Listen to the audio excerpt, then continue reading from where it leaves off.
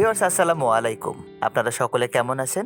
আশা করি আলহামদুলিল্লাহ সকলে ভালো আছেন। কাছে এবং দূরে দূর দূরান্ত যে যেখান থেকে আমার ভিডিওটি এই মুহূর্তে দেখছেন সকলকে জানাই আন্তরিক শুভেচ্ছা। তো ভিউয়ার্স আপনারা সকলে জানেন আমি ছোট ছোট টপিকের উপর ভিডিওগুলো তৈরি করে থাকি এবং প্রতি শুক্রবার সন্ধ্যা ৭টা থেকে ৯টার মধ্যে ভিডিওগুলো আপলোড করে থাকি। তো ভিউয়ার্স যদি প্রয়োজন মনে করেন আপনারা তাহলে দেখে নিতে পারেন। ভিউয়ার্স আপনি প্রতিদিন কম্পিউটার ব্যবহার করতে গিয়ে হঠাৎ করে দেখেন আপনার কম্পিউটারের ডেস্কটপ আইকনটি ডিলিট হয়ে গেছে। তখন আসলে ভাববার বিষয় যে দিস পিসি, কন্ট্রোল প্যানেল অথবা রিসাইকেল পিন এই আইকনগুলো কিভাবে নিয়ে আসবো। তো আমি আজকে আপনাদেরকে সেই বিষয়টি খুব সহজে দেখাবো।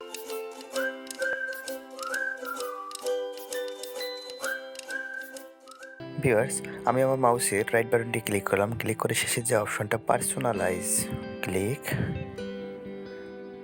তো এখান থেকে বেশ কয়েকটা অপশন আছে, background, colour, lock screen, theme. আমি থিমে ক্লিক করলাম। থিমে ক্লিক করার পর ভিউয়ার্স দেখেন রিলেটেড সেটিং, তার নিচে একটু ডেস্কটপ আইকন সেটিং। তো এটাতে ক্লিক দেওয়ার সঙ্গে দেখেন আমার অপশনগুলো দেখাচ্ছে ডেস্কটপ আইকনের। কম্পিউটার, রিসাইকেল পিন, আপনারা চাইলে ইউজার, ফাইলস বা নেটওয়ার্কস যে কোনোটাই নিতে পারেন। দেন অ্যাপ্লাই, ওকে। তো ভিউয়ার্স দেখেন দিস পিসি এবং রিসাইকেল বিন এই দুইটা আইকন আমার পিসিতে ছিল না, ডিলিট হয়ে গিয়েছিল।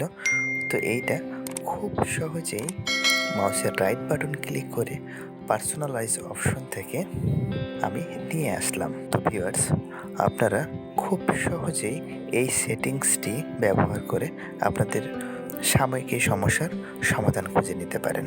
তো ভিউয়ার্স আশা করি আপনারা বুঝতে পেরেছেন। এতক্ষণ ধৈর্য সহকারে ভিডিওটি দেখার জন্য আপনাদেরকে অসংখ্য ধন্যবাদ। ভিউয়ার্স আমার চ্যানেলে যদি আপনি নতুন হয়ে থাকেন তাহলে লাইক, কমেন্ট, শেয়ার, সাবস্ক্রাইব করে আমাকে সহায়তা করবেন। আর যদি ইতিপূর্বে করে থাকেন তাহলে অসংখ্য ধন্যবাদ। ভালো থাকবেন, সুস্থ থাকবেন। আজকের মতো বিদায় নিচ্ছি। দেখা হবে আবারও নতুন কোনো ভিডিও নিয়ে। আসসালামু আলাইকুম।